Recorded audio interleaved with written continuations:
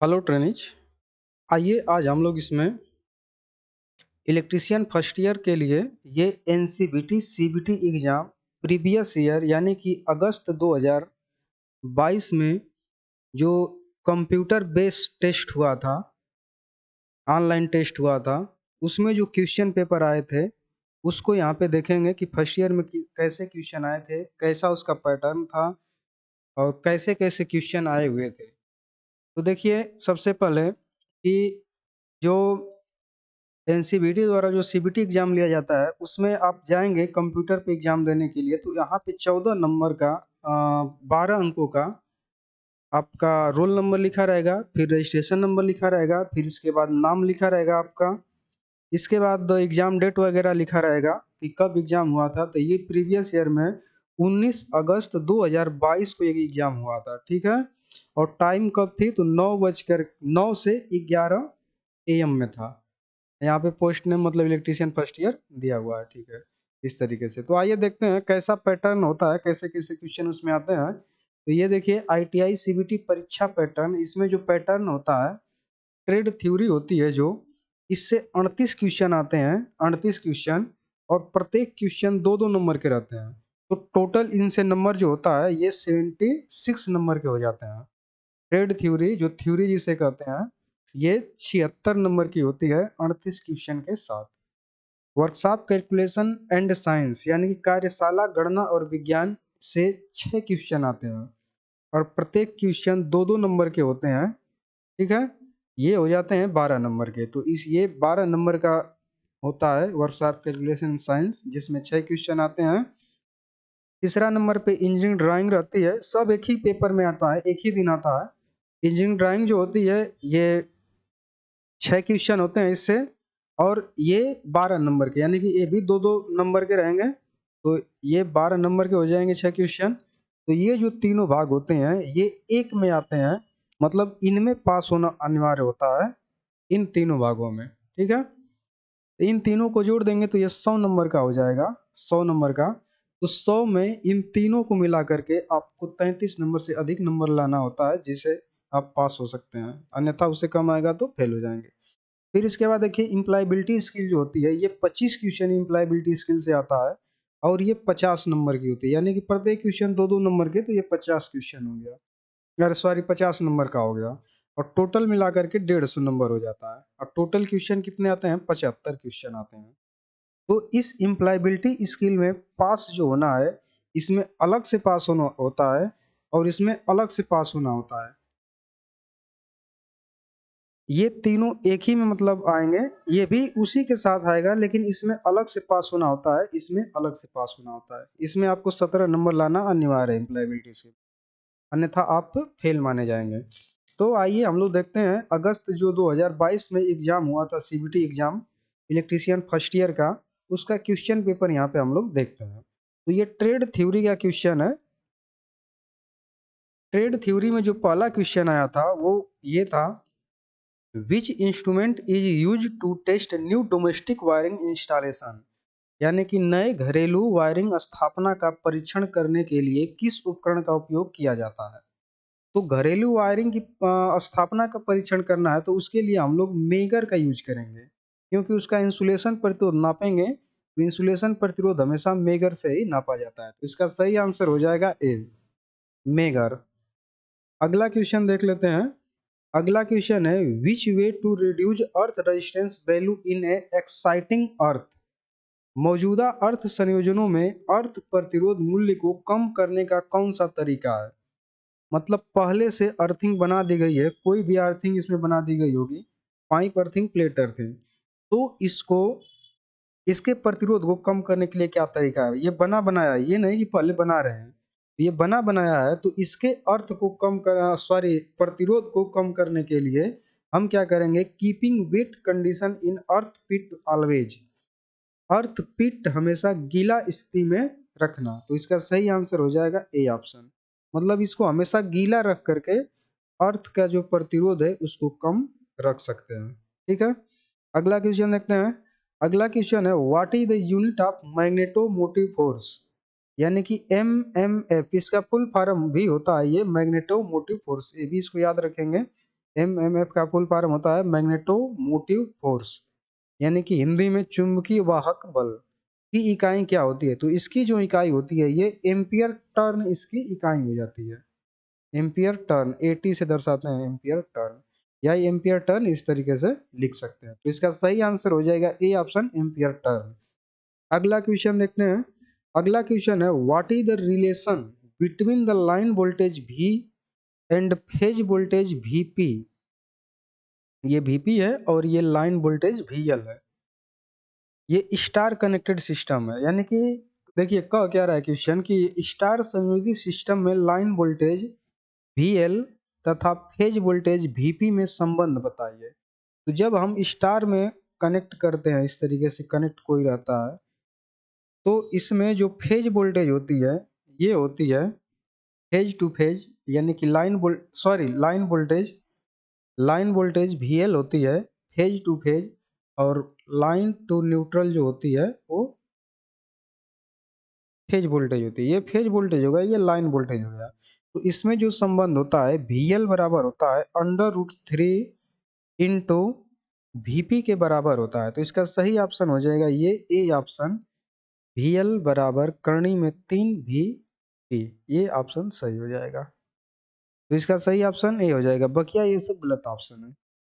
ठीक है, अगला क्वेश्चन देखते हैं। अगला क्वेश्चन है what is the name of PPE. PPE का नाम क्या है, तो इसका नाम बताना है। तो ये क्या चीज है, हैंड स्क्रीन है। तो इसका सही ऑप्शन हो जाएगा सी ऑप्शन। अगला क्वेश्चन देखते हैं which measures the specific gravity of electrolyte in lead acid battery. Lead acid battery में इलेक्ट्रोलाइट के विशिष्ट गुरुत्व को कौन मापता है। तो देखिए लेड एसिड जो बैटरी होती है नॉर्मली सभी लोगों के घरों में इन्वर्टर वगैरह में लगी रहती है। तो ये लेड एसिड बैटरी होती है, इसका जो इलेक्ट्रोलाइट का विशिष्ट गुरुत्व होता है, स्पेसिफिक ग्रेविटी होती है, उसको हम लोग हाइड्रोमीटर से नापते हैं। तो इसका सही ऑप्शन सी हो जाएगा हाइड्रोमीटर। अगला क्वेश्चन देखिए क्या पूछा गया है एनसीबीटी सीबीटी एग्जाम में जो आया हुआ था। Which of relay can be operated at both AC and DC. कौन सा रिले एसी और डीसी दोनों पर संचालित किया जा सकता है। तो जो ये इम्पल्स रिले है, आवेग रिले, इसको एसी डीसी दोनों पे चला सकते हैं। अगला क्वेश्चन है which plier is used for making wire hooks and loop. कौन से प्लायर का उपयोग तार की हुक और लूप बनाने में होता है। तो देखिए इसमें से जो राउंड नोज प्लायर होता है, इससे हम लोग तार का हुक और लूप बना सकते हैं। जैसे तार को इस तरह से मोड़ना है तो इस टाइप के मतलब कि प्लायर रहेगा राउंड टाइप का, तो उससे बना सकते हैं। ठीक है, तो इसका सही ऑप्शन हो गया सी। अगला क्वेश्चन है what is the purpose of using laminated core in transformer. Transformer में टुकड़े टुकड़े में कोर का उपयोग करने का उद्देश्य क्या है। देखिए जो ट्रांसफार्मर होता है उसको सिंगल इस तरीके से एक पीस लेकर के नहीं बनाया जाता है, ऐसे इस तरह से सिंगल पीस में नहीं बनाया जाता है। क्या किया जाता है कि इसमें पतली पतली इस तरीके से पत्ती काट के निकाल लिया जाता है, ऐसे पतली पतली में स्लाइस में एकदम पूरा ऐसे काट करके निकाल लेंगे और उससे बनाते हैं। क्यों ऐसा करते हैं, तो ऐसा करने का कारण ये होता है कि इसमें ईडी करंट लॉस होता है। तो ईडी करंट लॉस को कम करने के लिए हम लोग ऐसा करते हैं। तो इसका सही ऑप्शन हो जाएगा B option, reduce eddy current losses, भंवर धारा हानि को कम करना। बकिया क्वेश्चन इसके गलत हैं। अगला क्वेश्चन देखते हैं।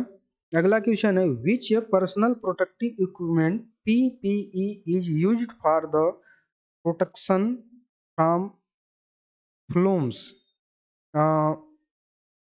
धुएं से सुरक्षा के लिए किस व्यक्तिगत सुरक्षा उपकरण पीपीई का उपयोग करते हैं। मतलब पीपीई का फुल फॉर्म भी क्वेश्चन में पूछा जा सकता है। तो इसका फुल फॉर्म होता है पर्सनल प्रोटेक्टिव इक्विपमेंट। तो इसका यूज हम लोग करते हैं तो नोज मास्क का यूज किया जाता है। तो इसका सही ऑप्शन हो जाएगा नाक कवच, नोज मास्क। अगला क्वेश्चन देखते हैं। अगला क्वेश्चन है how the earth resistance can be reduced. पृथ्वी के प्रतिरोध को कैसे कम किया जा सकता है। जैसे कोई अर्थिंग हम बना रहे हैं तो इसका अर्थ प्रतिरोध मान लीजिए कि 5 ओम आ रहा है, हमें चाहिए 1 ओम, तो हम क्या करेंगे कि 1 ओम इसका अर्थ का प्रतिरोध आए। इसके लिए हम लोग देखिए क्या करेंगे, अर्थिंग के लिए गड्ढे की गहराई कम करेंगे, ये गलत है। Increasing the length of the electrode, electrode की लंबाई बढ़ाएंगे, ये भी नहीं सही है। Decreasing the length of the electrode, ये भी गलत ऑप्शन है। प्रोवाइडिंग डबल अर्थिंग, यानी कि डबल अर्थिंग इसमें प्रदान कर देंगे इस तरीके से, तो इसका पैरेलल में जुट करके प्रतिरोध कम हो जाएगा और प्रतिरोध इस तरीके से हम कम कर सकते हैं। तो इसका सही ऑप्शन ये है, सटीक ऑप्शन सही है। ये भी ऑप्शन इसका इलेक्ट्रोड की लंबाई जो है उसको बढ़ा कर सकते हैं, लेकिन ये सटीक आंसर नहीं है, तो इसका सही ऑप्शन हो जाएगा डी ऑप्शन। अगला क्वेश्चन है, which is an integrating instrument, एक एकीकृत उपकरण कौन सा है। तो देखिए जो इंस्ट्रूमेंट होते हैं, मेजरिंग इंस्ट्रूमेंट, वो कई टाइप के होते हैं, तो उसमें का एक इंटीग्रेटिंग इंस्ट्रूमेंट होता है। तो जो इंटीग्रेटिंग इंस्ट्रूमेंट होता है, ये करता क्या है कि कई राशियों का, विद्युत राशियों का गुणा करता है। तो जब एनर्जी मीटर जो होता है वो एनर्जी को नापता है, तो ई बराबर क्या होता है, वी आई टी होता है, टाइम को भी माप देता है और भी को भी मापता है, करंट को भी मापता है। तो ये क्या हो जाता है, एनर्जी मीटर, मतलब एकीकृत हो गया, इंटीग्रेटेड इंस्ट्रूमेंट हो जाता है, क्योंकि तीन राशियों को माप करके एक ही में गुणा करके रीडिंग यहाँ पे बताता है। तो ये हो गया। डीसी वोल्ट मीटर हम लोग का इंटीग्रेटिंग इंस्ट्रूमेंट में नहीं आता है, इंटी इंटी इंडिकेटिंग इंस्ट्रूमेंट में आ जाता है। टेंजेंट गैल्वेनोमीटर हम लोग का अ, जो टेंजेंट गैल्वेनोमीटर होता है, ये भी हम लोग का इंटीग्रेटिंग नहीं होता है, ये एब्सोल्यूट इंस्ट्रूमेंट होता है। ठीक है, एब्सोल्यूट इंस्ट्रूमेंट होता है, ये जो होता है ये इंडिकेटिंग इंस्ट्रूमेंट होते हैं। तो इसका सही ऑप्शन ए है। अगला क्वेश्चन देख लेते हैं। अगला क्वेश्चन है, how the low power factor can be improved in AC circuit, AC परिपथ में कम शक्ति गुणक को कैसे बेहतर बना सकते हैं। तो इस तरीके से यदि सर्किट में कोई इंडक्टर कॉइल जुड़ी हुई है और यहाँ पे एसी सप्लाई दिए हुए हैं, तो इसका पावर फैक्टर जो होता है बहुत ज़्यादा कम होता है। तो यदि मान लिया कि 0.5 पावर फैक्टर है, तो इसको बढ़ाने के लिए हम लोग क्या करेंगे, पैरेलल में एक कैपेसिटर लगा देंगे, तो इसका पावर फैक्टर बढ़ करके 0.9 हो सकता है, 0.99 हो सकता है। ठीक है, कर सकते हैं। तो इसका सही ऑप्शन हो गया by connecting capacitor in parallel, यानी कि संधारित्रों को समांतर में जोड़ करके, इस तरीके से समांतर में जोड़ेंगे तो पावर फैक्टर इसका बढ़ जाएगा। तो इसका सही ऑप्शन हो जाएगा बी। अगला क्वेश्चन देखते हैं। अगला क्वेश्चन है, what is the name of the part of electric iron, विद्युत इस्त्री के भाग का नाम क्या है। ये जो देखिए आयरन है, प्रेस जो कहा जाता है, कपड़ा जो प्रेस किया जाता है उसे इस्त्री भी कहा जाता है या इलेक्ट्रिक आयरन कहा जाता है, उसी का ये पार्ट है। तो इस पार्ट को क्या नाम से जानते हैं ये बताना है। तो ये जो पार्ट है ये सोल प्लेट होती है, तो इसका सही ऑप्शन हो जाएगा सोल प्लेट। सोल प्लेट मतलब उसको जो लास्ट वाला जो नीचे का जो होता है वो सोल प्लेट होता है। तो सही ऑप्शन भी है। अगला क्वेश्चन देखते हैं। अगला क्वेश्चन है, which file used for sharpening the burnt teeth of a tenon saw, यानी कि टेनन आरी जो होती है इस तरीके की, इसमें से कटे रहते हैं, तो ये ब्लंट दांतों को तेज करने के लिए, मतलब इसके जो दांत है वो खराब हो गए हैं, तो उसको शार्प करने के लिए, अ, तेज करने के लिए किस फाइल का उपयोग किया जाता है। तो ट्रेंगुलर फाइल का हम लोग यूज करते हैं, त्रिभुजाकार रेती का यूज करते हैं इसको तेज करने के लिए इसके दांतों को। अगला क्वेश्चन देखते हैं। अगला क्वेश्चन है, which is a paramagnetic substance, अनुचुंबकीय पदार्थ कौन सा है। इनमें से अनुचुंबकीय पदार्थ को बताना है। ठीक है, तो देखिए स्टील नहीं है अनुचुंबकीय पदार्थ, वाटर नहीं है, ग्लास नहीं है, इसका जो अनुचुंबकीय पदार्थ है एयर होता है, वायु होता है। अगला क्वेश्चन देखते हैं, what is the SI unit of luminous intensity, दैदीप्यमान तीव्रता की एसआई इकाई क्या होती है। तो इसकी जो इकाई होती है ल्यूमिनस इंटेंसिटी की, ये कैंडला होती है। ठीक है, ल्यूमन जो होती है ल्यूमियन फ्लक्स की होती है, लक्स जो होता है उसकी तीव्रता, जो चमक होती है चमक की इकाई लक्स होता है, लेकिन ल्यूमिनस इंटेंसिटी की इकाई कैंडला होती है। स्टेरिशियन ठोस एंगल की इकाई होता है। तो इसका सही ऑप्शन सी है। अगला क्वेश्चन देखते हैं। अगला क्वेश्चन है which used as an electrolyte in lead acid battery. सीसा अम्ल सेल में विद्युत अपघट्य की तरह क्या उपयोग किया जाता है? तो विद्युत अपघट्य के रूप में हम लोग लेड एसिड सेल में डाइल्यूट सल्फ्यूरिक एसिड यानी कि अणु सल्फ्यूरिक अम्ल का उपयोग करते हैं। बाकी इन सब का हम लोग उपयोग नहीं करते हैं लेड एसिड बैटरी में। लेड एसिड बैटरी में हम लोग अणु सल्फ्यूरिक अम्ल डाइल्यूट सल्फ्यूरिक एसिड का यूज किया जाता है। अगला क्वेश्चन देखते हैं। अगला क्वेश्चन है what is the advantage of concealed wiring. Concealed wiring का क्या फायदा है? तो इसमें से देखिए कंसील्ड का मतलब क्या होता है। कंसील्ड का मतलब ये दीवार है या छत है तो उसके अंदर अंदर जो वायरिंग जाती है उसे हम लोग कंसील्ड वायरिंग कहते हैं। तो जो कंसील्ड वायरिंग है उसका ये फायदा होता है कि ये नमी से सुरक्षित रहती है यानी कि प्रोटेक्ट अगेंस्ट मॉइस्चर। तो इसका सही ऑप्शन ये हो जाएगा। अगला क्वेश्चन देखते हैं। अगला क्वेश्चन है what is the phase displacement in three phase circuit. Three phase circuit में फेज विस्थापन कितना होता है? देखिए कोई भी थ्री फेज की सर्किट बनाएंगे तो उसमें जो होता है फेज डिस्प्लेसमेंट का जो मान होता है वो 120 अंश के बराबर होता है। ठीक है। यदि दो फेज का रहेगा तो उसमें 90 अंश का अंतर होता है। तो यहाँ पे तीन फेज है तो 120 अंश का यहाँ पे अंतर हो जाएगा। तो इसका सही ऑप्शन सी हो जाएगा 120 अंश। अगला क्वेश्चन है which type of resistor is used for arc quenching protection. Arc समन सुरक्षा के लिए किस प्रकार के प्रतिरोध का उपयोग किया जाता है? तो हम लोग बैरिस्टर का उपयोग करते हैं। ठीक है।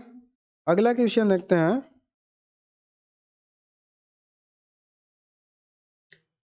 क्वेश्चन है which soldering is used for repairing the vehicle body. Vehicle body की मरम्मत के लिए किस सोल्डरिंग का उपयोग किया जाता है? तो सोल्डरिंग गन से नहीं किया जाता है। आयरन के साथ सोल्डरिंग नहीं, डीप सोल्डरिंग नहीं, ज्वाला के साथ सोल्डरिंग की जाती है। तो इसका सही ऑप्शन डी हो जाएगा सोल्डरिंग विथ फ्लेम, ज्वाला के साथ सोल्डरिंग। अगला क्वेश्चन है which transformer is use to measure high voltage installation. उच्च वोल्टेज प्रतिष्ठानों को मापने के लिए किस ट्रांसफार्मर का उपयोग किया जाता है? जैसे देखिए 230 वोल्टेज नापना है, 400 वोल्टेज नापना है, 11,000 वोल्टेज नापना है तो इसको आसानी से हम लोग नाप सकते हैं। लेकिन मान लीजिए कि 33,000 वोल्टेज नापना है या इस 1,10,000 वोल्टेज को नापना है तो ये वोल्टेज नापना बहुत ज़्यादा खतरनाक होता है, मतलब रिस्की हो जाता है। तो इसको नापने के लिए हम लोग पोटेंशियल ट्रांसफार्मर का यूज करते हैं, विभव ट्रांसफार्मर का यूज करते हैं। तो इसका सही ऑप्शन हो जाएगा विभव ट्रांसफार्मर। वही उच्च करंट नापना हो, जैसे मान लिया कि 1,000 एम्पियर को करंट को नापना है तो डायरेक्ट इंस्ट्रूमेंट लगा करके हम इसको नहीं नाप सकते हैं। इसके लिए हम लोग को चाहिए कि एक सीटी लगाएं यानी कि करंट ट्रांसफार्मर लगाएं। उस करंट ट्रांसफार्मर के माध्यम से हम लोग इस 1,000 एम्पियर को नापते हैं। तो वोल्टेज नापने के लिए, उच्च वोल्टेज नापने के लिए पीटी यानी कि पोटेंशियल ट्रांसफार्मर, और उच्च करंट को नापने के लिए सीटी यानी कि करंट ट्रांसफार्मर। ठीक है। ये एम्पियर नापने के लिए और पीटी वोल्टेज नापने के लिए यूज किया जाता है। और कौन सा वोल्टेज? उच्च, ये उच्च करंट। ठीक है। अगला क्वेश्चन देखते हैं what is the full form of BIS। BIS का पूर्ण रूप क्या है? तो इसका फुल फॉर्म क्या होता है? BIS का बोर्ड ऑफ इंटरनेशनल स्टैंडर्ड या बोर्ड ऑफ इंडियन स्टैंडर्ड या bureau of Indian standard international standard, bureau of, और डी ऑप्शन है कि ब्यूरो ऑफ इंडियन स्टैंडर्ड। तो इसका सही ऑप्शन यही हो जाएगा ब्यूरो ऑफ इंडियन स्टैंडर्ड। ठीक है। तो इसका सही ऑप्शन डी हो जाएगा ब्यूरो ऑफ इंडियन स्टैंडर्ड। अगला क्वेश्चन देखते हैं। अगला क्वेश्चन है what is the name of meter. Meter का नाम क्या है? ये जो मीटर दिखाया गया इसका नाम बताना है। तो यहाँ पे देखिए भी लिखा है तो ये तो पक्का वोल्ट मीटर हो गया। अब ये देखना है कि इसकी जो स्केल है ये एक समान दिख रही है। तो एक समान स्केल किसकी दिखती है? DC की। तो ये DC हो गया। और इसमें 0, 15, 50, 180, 200 ऐसे दिया हुआ है, तो ये मल्टी रेंज का है, तो इसका सही ऑप्शन हो जाएगा मल DC multi range volt meter, तो इसका सही ऑप्शन बी हो जाएगा। ठीक है, अगला क्वेश्चन देखते हैं। अगला क्वेश्चन है which part is losing electron during electrolysis. Electrolysis के दौरान कौन सा भाग इलेक्ट्रॉन खो रहा होता है। तो देखिए इलेक्ट्रोलाइसिस जब किया कराया जाता है तो होता क्या है कि ये जो एनोड होता है, एक कैथोड होता है, तो जो कैथोड होता है वो इलेक्ट्रॉन को ले रहा होता है और एनोड इलेक्ट्रॉन को खो रहा होता है। तो जैसे मान लीजिए कि यदि कोई किसी धातु पे किसी की परत जमानी होती है, तो मान लीजिए कि ये लोहा है, इस पे सोने की परत जमानी है, तो ये लोहे वाले को यहाँ पे रख देंगे और एनोड को सोना का बना देंगे और इसमें इलेक्ट्रोलाइसिस क्रिया करवाएंगे, तो इसमें से जो इलेक्ट्रॉन होते हैं, जो इसके कण होते हैं, निकल करके जा करके इस लोहे पे जमने लगते हैं। जब जम जाते हैं तो ये चारों तरफ इसकी एक सोने की परत जम जाती है। ठीक है, तो ये मतलब ये समझ सकते हैं कि इलेक्ट्रोलाइसिस के दौरान कौन सा भाग इलेक्ट्रॉन खो रहा होता है, तो ये एनोड खो रहा होता है। ठीक है, तो इसका सही ऑप्शन हो जाएगा सी, एनोड। अगला क्वेश्चन देखते हैं। अगला क्वेश्चन है which quantity is measured by a watt meter. Watt meter द्वारा किस मात्रा को मापा जाता है। तो वाट मीटर के द्वारा हम लोग पावर को नापते हैं, शक्ति को नापते हैं, तो इसका सही ऑप्शन डी हो जाएगा। अगला क्वेश्चन है which instrument checks the charging condition of voltage in battery. कौन सा उपकरण बैटरी में वोल्टेज की चार्जिंग स्थिति की जांच करता है। तो देखिए ये चार्जिंग स्थिति की जांच हाई रेट डिस्चार्ज टेस्टर से किया जाता है, तो इसका सही ऑप्शन हो जाएगा ए, हाई रेट डिस्चार्ज टेस्टर। अगला क्वेश्चन है देखिए what is the name of cooling method in transformer. Transformer में शीतलन विधि का क्या नाम है। ये जो दिखाया गया है ये कौन सी कूलिंग ट्रांसफार्मर की दिखाई गई है। ट्रांसफार्मर कूल होता है, हीट होता है, जब इस पे लोड देते हैं तो इसकी बाइंडिंग में लॉसेस होता है, कोर में लॉसेस होता है और ये ट्रांसफार्मर गर्म होने लगता है, हीट होने लगता है, तो इसको कूलिंग किया जाता है। तो ये कौन सी कूलिंग विधि दिखाई गई है, तो ये cooling natural coil natural cooling दिखाया गया। तेल सर यहाँ पे ऑयल रहेगा, O I L, oil natural cooling रहेगा, तेल प्राकृतिक शीतलन है, तो इसका सही ऑप्शन है ऑयल नेचुरल कूलिंग है। अगला क्वेश्चन देखते हैं। अगला क्वेश्चन है which lighting system is used for industrial lighting. औद्योगिक प्रकाश व्यवस्था के लिए किस प्रकाश व्यवस्था का उपयोग किया जाता है। वहाँ पे हम लोग डायरेक्ट लाइटिंग का यूज करते हैं, मतलब जितना लाइट आ रही है वो डायरेक्ट की डायरेक्ट इस पे दी जाती है, तो ये डायरेक्ट लाइटिंग होती है, उसमें इंडस्ट्रियल में यूज की जाती है। अगला क्वेश्चन देखते हैं what is the relation between the line current I L, यहाँ पे आई एल रहेगा, and phase current I P, इस तरीके से रहेगा, इन डेल्टा कनेक्टेड सिस्टम। जैसे डेल्टा में कनेक्ट है कोई सप्लाई है या पावर सप्लाई डेल्टा में कनेक्टेड है, या सॉरी कोई लोड है, लोड डेल्टा में कनेक्ट है, इस तरीके से, तो इसमें लाइन करंट और फेज करंट के बीच में बताना है संबंध। तो जो इसमें देखिए लाइन करंट होती है आई एल, वो फेज करंट के करनी में 3 गुना होती है। ठीक है, जबकि वही स्टार में जुड़ा रहेगा तो वोल्टेज जो होता है स्टार में वो होता है वी एल बराबर करनी में 3 वी पी। स्टार की बात किया जा रहा है। ठीक है, स्टार। आइए डेल्टा की बात की जा रही है, डेल्टा कनेक्शन, डेल्टा में ये संबंध होता है, स्टार में ये संबंध, तो इसका सही ऑप्शन हो जाएगा आई एल, इस तरीके से आई एल बराबर करनी में 3 आई पी, तो इसका सही ऑप्शन सी हो जाएगा। अगला क्वेश्चन देखते हैं। अगला क्वेश्चन है what is the unit of insulation resistance. कुचालक प्रतिरोध की इकाई है। कुचालक प्रतिरोध की क्या इकाई होती है, मतलब बताना है। तो देखिए इंसुलेशन रेजिस्टेंस की इकाई मेगा ओम में नापते हैं, तो इसकी इकाई हो जाएगी मेगा ओम। अगला क्वेश्चन देखते हैं। अगला क्वेश्चन है why two straight holes are providing in the aluminium disc in energy meter. ऊर्जा मीटर में एल्युमिनियम डिस्क में दो सीधी छेद क्यों प्रदान की जाती है? देखिए जो एल्युमिनियम डिस्क बनी रहती है, जो एनर्जी मीटर होता है, कौन सा energy meter? Induction type energy meter. तो इसमें दो छिद्र इस तरीके से बनाए जाते हैं, बीच में स्पिंडल लगा रहता है जिस पे ये डिस्क घूमती रहती है। तो ये इसलिए किया जाता है कि उसमें एक क्रीपिंग एरर होता है, यानी कि इस पे लोड नहीं रहता है तभी भी क्या करती है, डिस्क घूमती रहती है और एनर्जी मीटर अपना रीडिंग बढ़ाता रहता है। तो उसको रोकने के लिए हम लोग दूर, जो ये एरर है इसको ख़त्म करने के लिए हम लोग क्रीपिंग एरर को रोकने के लिए ऐसा हम लोग करते हैं। तो ऑप्शन हो जाएगा इसका सही, to arrest the creeping error. Creeping त्रुटि को रोकने के लिए हम लोग एल्युमिनियम की डिस्क में दोनों तरफ छेद कर देते हैं पूरा 180 अंश के समांतर में। अगला क्वेश्चन देखते हैं। अगला क्वेश्चन है calculate the value of resistance R2। यहाँ पे R2 इस तरीके से रहेगा, इन द पैरेलल सर्किट, समांतर परिपथ में R2 का मान ज्ञात करना। ये R2 का मान ज्ञात करना।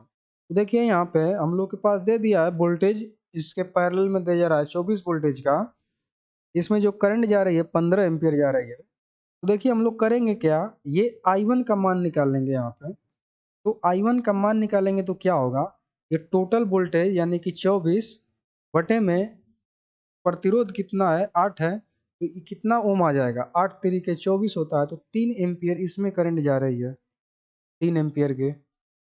फिर इसके बाद इसमें देख लेंगे कितना एम्पियर करंट जा रही है, तो इस प्रतिरोध को कितना वोल्टेज मिल रहा है 24, और ये प्रतिरोध 3 ओम का है, तो इसमें निकालेंगे I3 बराबर 24 बटे 3 बराबर 8 तरीके 24 होता है, तो इस I3 का मान हो जाएगा 8 एम्पियर।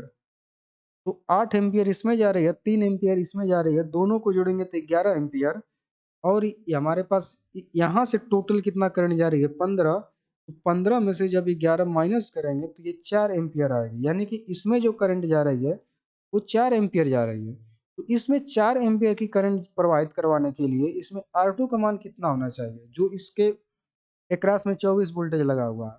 तो यहाँ पे R2 बराबर निकाल देंगे V अपान I से, तो V का मान यहाँ पे 24 है, I का मान 4 है, तो 6 तिरिक 18, 6 चौके 24, तो ये 6 आ गया, 6 ओम आ जाएगा। तो ये R2 का मान कितना हो जाएगा, 6 ओम हो जाएगा। तो इसका सही ऑप्शन हो जाएगा 6 ओम, सी ऑप्शन सही हो जाएगा। अगला क्वेश्चन देख लेते हैं अब।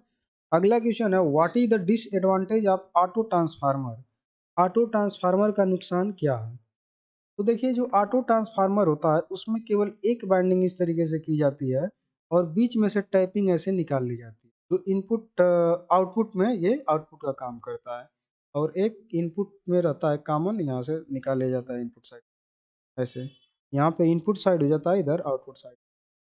तो इसका नुकसान क्या है ये बताना है। तो नुकसान में देखिए क्या है, खराब voltage regulation, more losses, can not isolate the secondary binding, यानी कि द्वितीय बाइंडिंग को अलग नहीं कर सकता, मतलब प्राइमरी बाइंडिंग और द्वितीय बाइंडिंग इलेक्ट्रिकली रूप में आपस में जुड़ी रहती है, जबकि नॉर्मल ट्रांसफार्मर में प्राइमरी बाइंडिंग और सेकेंडरी बाइंडिंग ये दोनों अलग अलग होती हैं, जबकि ऑटो ट्रांसफार्मर में एक ही में होती है। तो इसका सबसे बड़ा नुकसान ये है कि ये द्वितीय बाइंडिंग को अलग नहीं कर सकते हैं, आइसोलेट नहीं कर सकते हैं। ठीक है, अगला क्वेश्चन देखते हैं। अगला क्वेश्चन है what is the unit of reluctance. Reluctance की इकाई क्या है? रिलेक्टेंस की इकाई देखिए क्या होती है, आर बराबर होता है MM/F बटे में फाई होता है। तो MM/F बराबर जो इसकी यूनिट होती है क्या होती है, एम्पियर टर्न यूनिट होती है। अब फाई की इकाई क्या होती है, वेबर होती है। ठीक है, तो ये एम्पियर टर्न प्रति वेबर क्या हो जाएगा, इस रिलेक्टेंस की इकाई हो जाएगी। तो इसका सही ऑप्शन बी हो जाएगा, एम्पियर टर्न प्रति वेबर। अगला क्वेश्चन देखते हैं। अगला क्वेश्चन है what is the name of road safety sign. इस सड़क सुरक्षा चिन्ह का क्या नाम है? तो इसका क्या नाम है, ये गिव वे यानी कि रास्ता देने का ये सिग्नल है एक तरीके से। तो इसका सही ऑप्शन हो जाएगा डी, गिव वे, रास्ता दें। अगला क्वेश्चन देख लेते हैं। अगला क्वेश्चन है which part marked as X in the underground UG cable. Underground UG cable में किस भाग को एक्स के रूप में चिन्हित किया गया है? तो ये जो भाग दिखाया गया है इसको बताना है कि ये है क्या चीज, जो एक्स के रूप में यहाँ पे हम लोग देख रहे हैं, इसी को बताना है। तो देखिए ये जो है ये बेडिंग है, ठीक है। तो डी ऑप्शन इसका सही हो जाएगा, बेडिंग। जो एक्स के रूप में यहाँ पे दिखाया गया है, ये बेडिंग होता है। अगला क्वेश्चन देखते हैं। अगला देखिए, अभी हम लोग के पास 38 क्वेश्चन जो थे, जो अगस्त में 18 अगस्त 2022 को जो पेपर बना हुआ था एनसीवीटी द्वारा, सीबीटी एग्जाम जो लिया जा रहा था, उसमें ट्रेड जो थ्योरी थी उससे 38 क्वेश्चन थे। और ऐसा ही प्रारूप अगले वाले एग्जाम में भी, जो अभी होने वाला एग्जाम है, उसमें भी सेम टू सेम फॉर्मेट ऐसा ही रहेगा, जिसमें 38 क्वेश्चन किससे रहेंगे, थ्योरी से रहेंगे, और 6 क्वेश्चन वर्कशॉप कैलकुलेशन साइंस से रहेंगे, 6 इंजीनियरिंग ड्राइंग से, और 25 क्वेश्चन इम्प्लॉयबिलिटी स्किल से रहेंगे। तो यहाँ पे जो 6 क्वेश्चन है वर्कशॉप कैलकुलेशन एंड साइंस से, उसको देखते हैं। तो ये पहला क्वेश्चन है एक तरह से मैथ का, कि convert 0.456 decimal fractional into percentage, यानी कि 0.456 दशमलव भिन्न को प्रतिशत में बदलिए। तो इसको प्रतिशत में बदलने के लिए हम लोग क्या करेंगे, 0.456 प्रतिशत यानी कि 100 का भाग करवाना है। तो मतलब इसमें 100 से गुणा करेंगे, तो 100 से गुणा करेंगे तो ये 45.6% आ जाएगा, प्रतिशत, ठीक है। यानी कि एक जो होता है वो 100% होता है, ठीक है। तो ये एक से कम है, 0.45 है, इसमें 100 से गुणा करा देंगे तो ये प्रतिशत में निकल जाएगा। तो ये 45.6% आ जाएगा। तो इसका सही ऑप्शन हो जाएगा बी ऑप्शन से, 45.6%। अगला क्वेश्चन देखते हैं। अगला क्वेश्चन है, what is the boiling point of water, पानी का क्वथनांक कितना होता है। क्वथनांक मतलब बॉइलिंग, उबलने लगता है, तो ये 100 डिग्री सेंटीग्रेड पे पानी उबलने लगता है। तो इसका सही ऑप्शन हो जाएगा बी।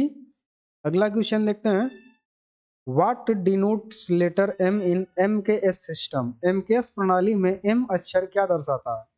तो एम के एस सिस्टम में एम जो होता है मीटर को दर्शाता है, के जो होता है किलो को दर्शाता है, एस जो होता है सेकंड को दर्शाता है। तो यहाँ पे एम किसको दर्शा रहा है, मीटर को। तो इसका सही ऑप्शन ए हो जाएगा, मीटर।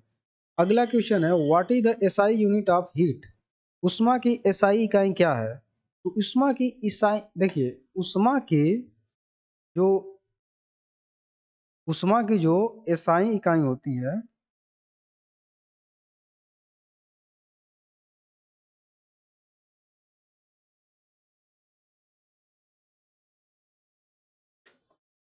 देखिए हेलो, उष्मा की एसआई जो इकाई होती है वो जूल होती है। तो इसका सही ऑप्शन हो जाएगा डी, जूल। अगला क्वेश्चन देखते हैं। अगला क्वेश्चन है, which is example for third order liver, यानी कि तृतीय ऑर्डर लीवर का कौन सा उदाहरण है। तो देखिए जो ये लीवर का मतलब क्या है, तीन टाइप के लीवर होते हैं, प्रथम ऑर्डर के, द्वितीय ऑर्डर के, और तृतीय ऑर्डर के लीवर होते हैं। जो प्रथम ऑर्डर के लीवर होते हैं उसमें जो आलम्ब होता है, इस तरीके से आलम्ब जो होता है वो बीच में होता है, भार और प्रयास जो होते हैं इधर उधर होते हैं। इसी तरीके से यदि द्वितीय के देखेंगे, इसमें जो होता है बीच में जो होता है भार होता है, भार, इसमें आलम्ब होता है बीच में, ठीक है। और तृतीय ऑर्डर के जो होते हैं उसके बीच में आयास होता है, आयास या प्रयास, बकिया इधर आलम्ब और भार रहते हैं। तो एक और है, तृतीय ऑर्डर के लीवर का कौन सा उदाहरण था। तृतीय ऑर्डर का ये हो गया, तृतीय ऑर्डर। तो इसमें आयास जो प्रयास होता है वो बीच में होता है, भार और आलम्ब अलग अलग होते हैं। तो इसमें देखिए जो फारसेप्स होते हैं, फारसेप्स मतलब चिमटी टाइप, चिमटा जो होता है, इस तरीके से देखेंगे तो इसमें देखिए कुछ पकड़ने के लिए किसी भार को हम लोग क्या करते हैं, यहाँ पे दबाते हैं, मतलब कि यहाँ पे आयास प्रयास करते हैं, ठीक है। और आलम्ब यहाँ पे रहता है, भार यहाँ पे रहता है। ये तृतीय ऑर्डर के लीवर होते हैं। तो इसका सही ऑप्शन हो जाएगा फॉरसेप्स। फॉरसेप्स का मतलब चिमटा हो जाता है, चिमटा। अगला क्वेश्चन देखते हैं। अगला क्वेश्चन है what is called mass per unit volume of a substance, यानी कि किसी पदार्थ के द्रव्यमान प्रति इकाई आयतन को क्या कहते हैं। द्रव्यमान प्रति आयतन इकाई को क्या कहते हैं? तो देखिए, द्रव्यमान प्रति आयतन, इसका कितना मतलब कि द्रव्यमान है और कितने आयतन में है, तो उसको हम लोग घनत्व से दर्शाते हैं। तो इसका सही ऑप्शन हो जाएगा सी, घनत्व। घनत्व मतलब कितना ये सघन है, कितना नजदीक नजदीक है, वो घनत्व दर्शाता है। अगला क्वेश्चन देखिए, हम लोग इंजीनियरिंग ड्राइंग से देखेंगे, जिसमें 6 क्वेश्चन इंजीनियरिंग ड्राइंग से रहेंगे। पहला क्वेश्चन है identify the name of set square. Set square का नाम खोजें, मतलब इसमें बताना है ये कौन सा सेट स्क्वायर है। तो इसको जब ध्यान से देखेंगे तो ये 90 अंश का कोण बना रहा है यहाँ पे। ध्यान से देखेंगे तो ये 90 अंश का कोण बना रहा है यहाँ पे, और ये जो है 45 अंश का कोण बना रहा है, ये 45 अंश का कोण बन रहा है। तो ये सेट स्क्वायर कौन सा हो जाएगा? 45 अंश सेट स्क्वायर हो जाएगा। तो इसका सही ऑप्शन हो जाएगा 45 अंश सेट स्क्वायर। अगला क्वेश्चन देखते हैं। अगला क्वेश्चन है identify the name of tool. उपकरण का नाम बताना है। तो ये देखेंगे तो ये हैमर है, और ये यहाँ पे देखेंगे तो ये बाल जैसी आकृति दिख रही है इसकी, बाल पिन हैमर है। तो ये बाल पिन हैमर है। तो इसका सही ऑप्शन ए हो जाएगा, बाल पिन हैमर। अगला क्वेश्चन देखते हैं। अगला क्वेश्चन है identify the line B. B line को बताना है कौन सी लाइन है। Identify the line B. तो ये जो बी लाइन है, बी लाइन को बता देना है ये क्या चीज़ है। तो ये देखिए यहाँ पे ये जो है बी लाइन जो है डायमेंशनिंग लाइन होती है, और ये जो होती है एक्सटेंशन लाइन होती है, ठीक है, ये लीडर लाइन होती है। तो यहाँ पे ये जो है ये डायमेंशनिंग लाइन है। तो इसका सही ऑप्शन बी हो जाएगा, आयाम रेखा या डायमेंशनिंग लाइन। अगला क्वेश्चन देखते हैं। अगला क्वेश्चन है which arrowhead is correct as per standard. मानक के अनुसार कौन सा तीर शीर्ष सही है। तो जो ये एक संबंधित 3 के अनुपात में जो तीर बनती है, एक संबंधित 3 के अनुपात में, वो सही तीर होती है मानक के अनुसार। तो इसका सही ऑप्शन ये हो जाएगा, क्योंकि इसमें देखेंगे तो ये एक संबंधित 3 के अनुपात में, यानी कि मोटाई 1 है तो इसकी चौड़ाई और इस तरीके से लंबाई जो है 3 गुना इसके है। तो ये सही है, बकिया सब इसके गलत ऑप्शन है। तो ये ए ऑप्शन सही हो जाएगा। अगला क्वेश्चन देखते हैं। अगला क्वेश्चन है what is the trimmed size of A4 sheet. A4 sheet का ट्रिम्ड किया हुआ आकार क्या है। तो ये देखिए A4 जो साइज के पेपर होते हैं, जो नॉर्मली हम लोग डॉक्यूमेंट में यूज करते हैं, कोई भी प्रिंट आउट निकालना हो, फोटो कॉपी करवाना हो, तो उसमें यूज किया जाता है A4 साइज के पेपर। इसका जो साइज होता है 210 इंटू 297 होता है, 210 इंटू 297 होता है। जबकि एक ए नॉट साइज की जो सीट होती है, यह सबसे बड़ी सीट होती है, और इसका जो साइज होता है 841 इंटू 1189 होता है। लेकिन A4 साइज ये होता है। तो इसका सही ऑप्शन हो जाएगा सी, 210 इंटू 297। अगला क्वेश्चन देखते हैं। अगला क्वेश्चन है identify the name of tool. उपकरण का नाम पहचाने। ये जो उपकरण है इसका नाम बताना है। तो ये देखिए लकड़ी जैसी इसकी संरचना बनाई गई है, तो ये मैलेट हो गया, यानी कि लकड़ी का हथौड़ा। इसका सही ऑप्शन ए हो जाएगा, लकड़ी का हथौड़ा। अगला क्वेश्चन, अब देखिए अगला क्वेश्चन इम्प्लॉयबिलिटी स्किल से रहेगा, जिसमें क्या कितने क्वेश्चन रहेंगे, 25 क्वेश्चन रहेंगे, ठीक है, जो 50 नंबर के रहेंगे, और इसमें पास होना अलग से अनिवार्य होता है। जबकि इधर जो आगे हम लोग पढ़े उसमें पास होना अलग से पास होना होता है, मतलब तीनों को मिला करके पास आप हो जाएंगे तो पास हो जाएंगे।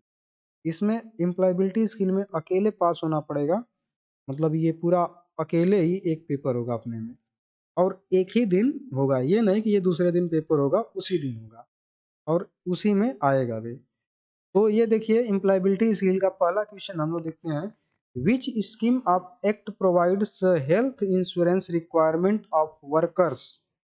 अधिनियम की कौन सी योजना श्रमिकों के लिए स्वास्थ्य बीमा आवश्यकताओं को प्रदान करती है। तो देखिए ये जो बीमा होता है, ये स्वास्थ्य बीमा एम्प्लॉइज स्टेट इंश्योरेंस एक्ट, यानी कर्मचारी राज्य बीमा अधिनियम, या इसे शॉर्ट फॉर्म में ESIA नाम से जानते हैं। Employ state insurance act. तो इसमें स्वास्थ्य बीमा की मतलब हम लोग को मिलता है। तो इसका सही ऑप्शन हो जाएगा एम्प्लॉयज स्टेट इंश्योरेंस एक्ट। अगला क्वेश्चन देखते हैं, which of this in an essential step in the problem solving process. समस्या समाधान प्रक्रिया में इनमें से कौन सा एक आवश्यक कदम है। देखिए, समस्या समाधान आपको करना है तो कौन सा कदम उठाएंगे उसके बारे में देखिए। क्या समस्या के बारे में गहराई से सोचने के लिए गहराई से सोचते ही रह जाएंगे। उच्च उच्च अप को समस्या की रिपोर्ट करने के लिए ये गलत ऑप्शन है। अपनी वृत्ति का पालन करने के लिए भी गलत ऑप्शन है। टुगेदर एंड एनालाइज डाटा यानी कि डेटा इकट्ठा और विश्लेषण करने के लिए ये कदम उठाना चाहिए। मतलब जो समस्या है आप उसका डेटा इकट्ठा करिए, फिर उस पर विश्लेषण करिए, गहन अध्ययन करिए कि समस्या उत्पन्न कहाँ से हो रही है, समस्या का समाधान कैसे करेंगे। ठीक है, तो इसका सही ऑप्शन क्या हो जाएगा, डी ऑप्शन हो जाएगा। अगला क्वेश्चन देखते हैं। अगला क्वेश्चन है, a wireless technology that connect a laptop to the internet is called.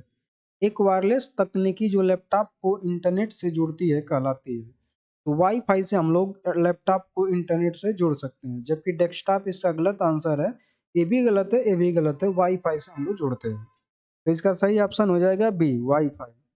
अगला क्वेश्चन है, आईएसओ स्टैंड्स फॉर। आईएसओ के लिए खड़ा मतलब इसमें से बताना है आईएसओ का फुल फॉर्म क्या है। तो आईएसओ का फुल फॉर्म होता है इंटरनेशनल ऑर्गेनाइजेशन स्टैंडर्डाइजेशन। ठीक है, तो इसका सही ऑप्शन हो जाएगा ए, इंटरनेशनल ऑर्गेनाइजेशन स्टैंडर्डाइजेशन। अगला क्वेश्चन देखते हैं। अगला क्वेश्चन है, in face to face communication body language accounts for. आमने सामने के संचार में बॉडी लैंग्वेज होती है। तो आमने सामने के संचार में देखिए, जो बॉडी लैंग्वेज से हम लोग समझते हैं तो उसमें 55% हम लोग बॉडी लैंग्वेज से समझते हैं। मतलब एक आदमी यहाँ पे खड़ा है, ठीक है, एक आदमी यहाँ पे खड़ा है और दोनों में बातचीत हो रही है, तो हम लोग जो आवाज से समझते हैं वो तो ठीक है समझते हैं, लेकिन जो बॉडी लैंग्वेज से समझते हैं वो 55% हम लोग बॉडी लैंग्वेज से समझते हैं। इसका सही ऑप्शन हो जाएगा बी, 55%। अगला क्वेश्चन है, protect hand from cut, burn और हार्मफुल लिक्विड। यानी कि हाथों को कटने, जलने या हानिकारक तरल पदार्थों से बचाते हैं।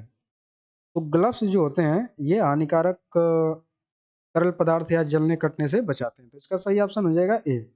अगला क्वेश्चन है, सीरी किसके लिए है। What does Siri stand for. तो जो सीरी है ये 5S एक होता है, उसी का एस जो है सीरी दर्शाता है। इसका जो अर्थ होता है सार्ट आउट होता है, मतलब छाटना होता है। तो इसका सही ऑप्शन हो जाएगा बी, सार्ट आउट। देखिए, जो 5S होता है इसमें सार्ट होता है यानी कि छाटना होता है, 5S हो जाएंगे इस तरीके से। तो ये पहला एस से सार्ट हो जाएगा, दूसरा एस से सार्ट इन ऑर्डर, मतलब एक ऑर्डर में सेट करना, सेट इन ऑर्डर। साइन उसको चमकाना, साफ करना। स्टैंडर्डाइजेशन मतलब कि उसका मानकीकरण करना। और सस्टेन मतलब कि इसी को बार बार इस आवृत्ति को दोहराना। तो ये 5S का एक मतलब कि किसी चीज को सही रखने के लिए ये 5S एक पद्धति है। तो ये जो 5S में से एस जो सीरी दर्शाता है वो सार्ट आउट को दर्शाता है। ठीक है, अगला क्वेश्चन देखते हैं। In Excel the intersection of a row and column is called. जैसे देखिए, एक रो ऐसे बनी हुई रहेगी और कॉलम ऐसे बना रहेगा इस तरीके से। तो ये जो ये भाग होगा इंटरसेक्शन वाला, कटने वाला भाग, एक यहाँ पे कट रहा है यहाँ पे, तो इसको क्या कहेंगे, तो इसको सेल नाम से जाना जाता है एक्सेल में। तो इसका सही ऑप्शन हो जाएगा सेल। अगला क्वेश्चन है, which is a silent letter in the word. यानी आंसर जो है, आंसर आंसर शब्द में कौन सा मुख्य अक्षर है। तो यहाँ पे W जो है ये मुख्य अक्षर है, आंसर वर नहीं आ रहा है, आंसर। तो ये जो है साइलेंट अक्षर है W। ठीक है, अगला क्वेश्चन देखते हैं। अगला क्वेश्चन है गेस्चर बीटिंग नेल्स सोज, यानी कि नाखून काटना वाला हाव भाव दर्शाता है। तो देखिए, जब नाखून काटने वाला हो, जैसे किसी के सामने आप बैठे हैं और नाखून ऐसे काट रहे हैं इस तरीके से दांत से, हाथ से, तो इसे कहा जाता है, मतलब हाव भाव को देख करके आपको पहचाना जाएगा कि आप इनसिक्योर महसूस कर रहे हैं, आप और असुरक्षित महसूस कर रहे हैं। तो इसका सही ऑप्शन हो जाएगा इनसिक्योरिटी। ये ऑप्शन सही हो जाएगा। अगला क्वेश्चन देखते हैं। अगला क्वेश्चन है at what decibel sound become hazards noise pollution, किस डेसिबल पर ध्वनि खतरनाक ध्वनि प्रदूषण बन जाती है। तो यदि 80 डेसिबल से ऊपर की ध्वनि लेंगे, सुनेंगे, तो ये खतरनाक होती है। तो एबव 80, 80 से ऊपर, यानी कि 80 डेसिबल से ऊपर यूज करेंगे आप ध्वनि का, तो आपके कान खराब हो सकते हैं। ठीक है, अगला क्वेश्चन देखते हैं। काइजेन मीन्स, काइजेन का अर्थ होता है, तो देखिए काइजेन जो होता है, काइजेन का अर्थ ये होता है कि निरंतर सुधार, कंटिन्यूअस इंप्रूवमेंट। तो ये काइजेन का अर्थ होता है निरंतर सुधार। तो इसका सही ऑप्शन हो जाएगा सी। अगला क्वेश्चन देख लेते हैं। Choose the correct response of the given question. When did the accident happen, दिए गए प्रश्न की सही प्रतिक्रिया चुनें। इसकी सही प्रतिक्रिया चुनें। देखिए, कोई क्वेश्चन पूछ रहा है कि when did the accident happen, मतलब एक्सीडेंट की घटना कब घटी, तो कब मतलब बताना है, तो 10:30 लास्ट नाइट इसका सही ऑप्शन हो जाएगा। टाइम बता दिए कि लास्ट नाइट में इतना बजे में एक्सीडेंट हुआ, तो इसका सही ऑप्शन हो जाएगा ए। अगला क्वेश्चन है which one of the following option show the synonyms for a word we type in MS Word. निम्नलिखित में से कौन सा विकल्प एक शब्द के परिवाची को दर्शाता है जिसे हम एमएस वर्ड में टाइप करते हैं। तो देखिए, एमएस वर्ड में परिवाची को दर्शाने के लिए एक ऑप्शन होता है थेरासर। थेरासर ऑप्शन होता है, इससे हम किसी शब्द के परिवाची को दर्शाते हैं। जैसे यहाँ पे देखिए, ये एमएस वर्ड है, इसमें ये थेरासर ऑप्शन है। जब इस पे क्लिक करेंगे तो ये नाइट के जो और परिवाची शब्द है उसको बताने लगेगा। जैसे इस तरीके से ये बताएगा डार्क है, डार्कनेस है, नाइट टाइम है, नाइट फॉल है, इस तरीके से ये बताने लगेगा। तो ये थेरासर्स होता है। ठीक है, हाँ, हाँ, थेसारस मतलब हो गया। तो इसका सही ऑप्शन डी हो गया। अगला क्वेश्चन देखते हैं। अगला क्वेश्चन है it is also important to pay attention to customers when probing, जांच करते समय ग्राहक के मतलब किस पे ध्यान देंगे, पर ध्यान देने भी महत्वपूर्ण होता है। तो उसके बॉडी लैंग्वेज जो होती है, शरीर की भाषा है, उस पे ध्यान दिया जाता है। ठीक है, तो इसका सही ऑप्शन हो जाएगा डी। अगला क्वेश्चन है in an economic growth roles of entrepreneur is to, यानी कि आर्थिक विकास में उद्यमी की भूमिका होती है। तो उद्यमी की क्या भूमिका होती है, तो ये प्रति व्यक्ति आय में सुधार करता है, बढ़ा देता है। तो इसका सही ऑप्शन हो जाएगा ए, इम्प्रूव पर कैपिटल इनकम, प्रति व्यक्ति आय में सुधार। ये ऑप्शन सही हो जाएगा। अगला क्वेश्चन देखते हैं। अगला क्वेश्चन है एक बाइट, यानी कि एक बाइट बराबर बताना है। एक बाइट बराबर 8 बिट होता है। ठीक है, और 1024 बिट बराबर, यार सॉरी, बाइट बराबर 1 KB होता है, यानी किलो बिट होता है, किलो बाइट होता है। और 1024 किलो बाइट बराबर 1 MB होता है, और 1024 MB बराबर 1 GB होता है। इस तरीके से चलता है। तो इसका सही ऑप्शन हो जाएगा 8 बिट, 1 बाइट बराबर 8 बिट। अगला क्वेश्चन है what is the expansion of FYI। इसका सही ऑप्शन हो जाएगा हर योर, इसका सही ऑप्शन हो जाएगा for your information. D option इसका सही हो जाएगा फॉर योर इंफॉर्मेशन। ठीक है, अगला क्वेश्चन देखते हैं। अगला क्वेश्चन है प्रूविंग क्वेश्चन हेल्प यू, जांच करने वाले प्रश्न आपकी मदद करते हैं। जांच करने वाले प्रश्न आपकी मदद करते हैं। तो क्या मदद करते हैं? विश्वास का निर्माण करे ताकि आप ईमानदार प्रतिक्रिया प्राप्त कर सकें। नहीं, to identify customers specific need, ग्राहक की विशिष्ट आवश्यकताओं की पहचान करने के लिए। तो इसका सही ऑप्शन हो जाएगा बी, ग्राहक की विशिष्ट आवश्यकताओं की पहचान करने के लिए। तो अगला क्वेश्चन देखते हैं। अगला क्वेश्चन है, money invested in purchasing of ro raw material, payment of wages and salaries, rental, electricity ETC comes under, यानी कि कच्चे माल की खरीद, मजदूरी और वेतन, किराए, बिजली आदि के भुगतान में निवेश किया गया पैसा कहलाता है। मतलब आता है, किस में आता है? तो ये वर्किंग कैपिटल में आता है, कार्यशील पूंजी में होता है, क्योंकि ये हमेशा लगता रहता है, वर्किंग में रहता है। तो इसका सही ऑप्शन हो जाएगा डी। अगला क्वेश्चन है, the expansion of ROM, R O M का विस्तार क्या है? तो इसका फुल फॉर्म होता है रीड ओनली मेमोरी होता है, रीड ओनली मेमोरी होता है। ठीक है, तो इसका सही ऑप्शन बी हो जाएगा, रीड ओनली मेमोरी। अगला क्वेश्चन देखते हैं, which punctuation mark should be used in the following sentence. देखिए, is there any site engineer here, कह रहा है कि निम्नलिखित वाक्य में किस विराम चिन्ह का प्रयोग किया जाना चाहिए। तो ये एक सेंटेंस है, तो इसमें इज है, यानी क्वेश्चन मार्क पूछा जा रहा है। तो इसका सही ऑप्शन डी हो जाएगा, क्वेश्चन मार्क। अगला क्वेश्चन देखते हैं। अगला क्वेश्चन है, as compare to small scale business, large scale business required, लघु उद्योग की तुलना में बड़े उद्योग पर व्यवसाय की आवश्यकता होती है, आवश्यकता है। मतलब इसके लघु उद्योग की तुलना में आप बड़े पैमाने पे व्यवसाय करेंगे, उद्योग करेंगे, तो किसकी आवश्यकता पड़ेगी? तो अधिक व्यक्तियों की आवश्यकता पड़ेगी। तो इसका सही ऑप्शन हो जाएगा मोर नंबर ऑफ पर्सन, यानी कि अधिक व्यक्तियों की संख्या। अगला क्वेश्चन है, an activity that stops or reduce stress is called a stress buster, which of the following according to you in not a stress buster। एक गतिविधि जो तनाव को रोकती है या कम करती है उसे स्ट्रेस बस्टर कहा जाता है। आपके अनुसार निम्नलिखित में से कौन एक स्ट्रेस बस्टर नहीं है? तो बागवानी, ठीक है, ये तो तनाव को कम करेगा। संगीत सुनेंगे, ये भी।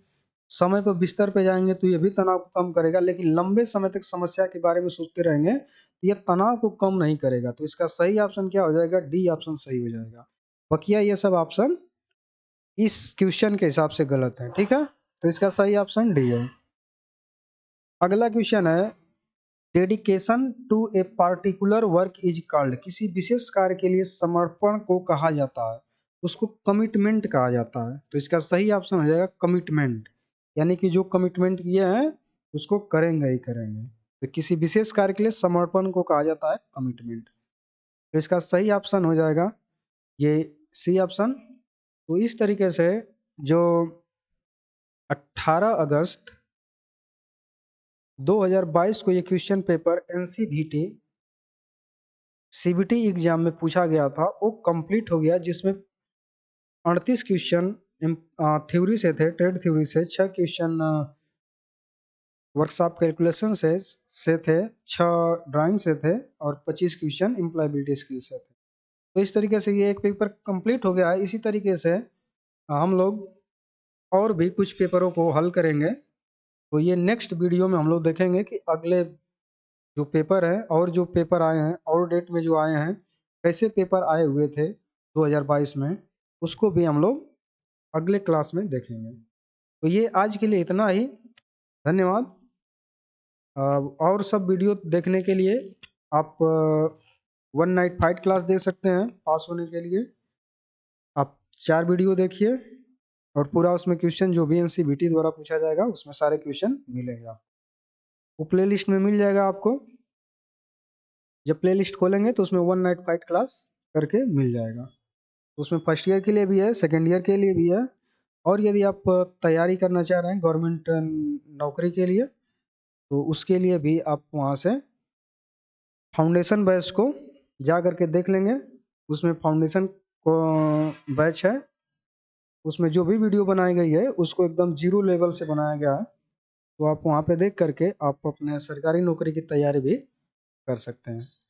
ठीक है, धन्यवाद। आज के लिए इतना ही।